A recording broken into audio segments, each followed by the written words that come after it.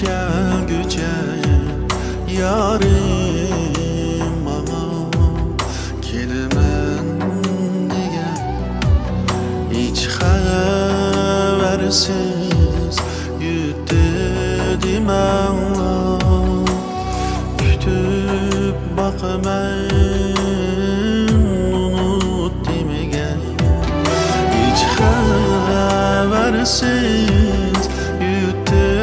dimen kütüp bakmayın unut demegen belki uzun yiraktır yolu kelip kalar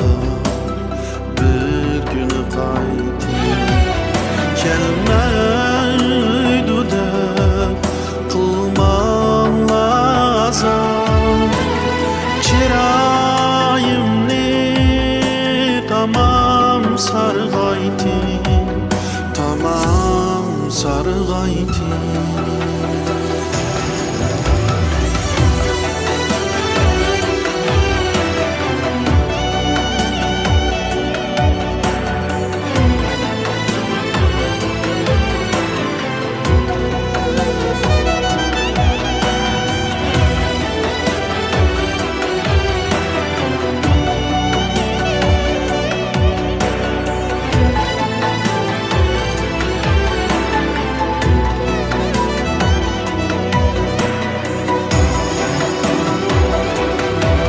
Sendin başka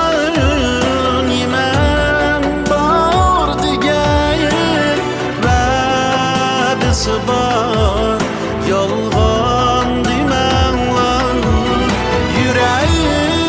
yüreklerim pardır pare yarim sendin tangan dimenler yüreklerim pardır pare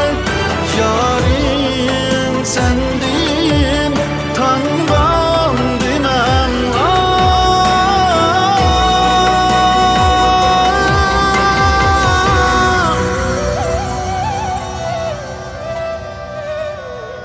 kelip kalar